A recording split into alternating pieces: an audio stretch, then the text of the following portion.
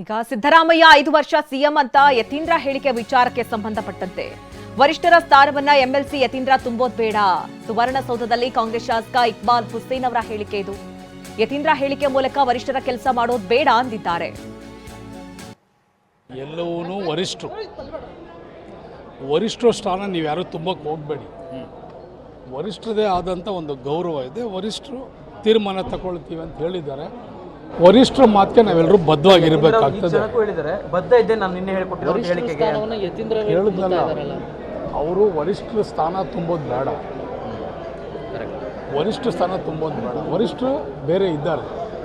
ಇದಕ್ಕೆ ತೀರ್ಮಾನ ಮಾಡುವಂಥವ್ರು, ಇದಕ್ಕೆ ಸಲಹೆ ಕೊಡುವಂಥವ್ರು, ಇದಕ್ಕೆ ತೀರ್ಮಾನ ಮಾಡುವಂಥವ್ರು ಶಕ್ತಿಯುತವಾಗಿ ಇದ್ದಾರೆ. ಅದಕ್ಕೆ ಕಾಂಗ್ರೆಸ್ ಪಕ್ಷದಲ್ಲಿ ಶಿಸ್ತಿದೆ.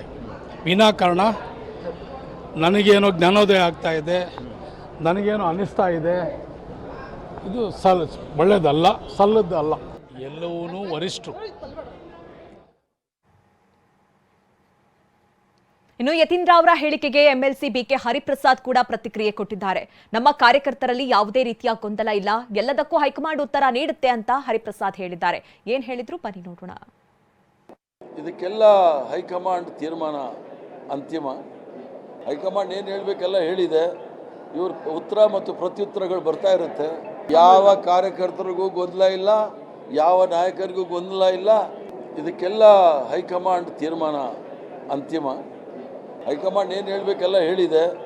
ಇವ್ರ ಉತ್ತರ ಮತ್ತು ಪ್ರತ್ಯುತ್ತರಗಳು ಬರ್ತಾ ಇರುತ್ತೆ. ಯಾವ ಕಾರ್ಯಕರ್ತರಿಗೂ ಗೊಂದಲ ಇಲ್ಲ, ಯಾವ ನಾಯಕರಿಗೂ ಗೊಂದಲ ಇಲ್ಲ. ಇದಕ್ಕೆಲ್ಲ ಹೈಕಮಾಂಡ್ ತೀರ್ಮಾನ ಅಂತಿಮ. ಹೈಕಮಾಂಡ್ ಏನು ಹೇಳಬೇಕೆಲ್ಲ ಹೇಳಿದೆ. ಇವ್ರ ಉತ್ತರ ಮತ್ತು ಪ್ರತ್ಯುತ್ತರಗಳು ಬರ್ತಾ ಇರುತ್ತೆ. ಯಾವ ಕಾರ್ಯಕರ್ತರಿಗೂ ಗೊಂದಲ ಇಲ್ಲ, ಯಾವ ನಾಯಕರಿಗೂ ಗೊಂದಲ ಇಲ್ಲ. ಇದಕ್ಕೆಲ್ಲ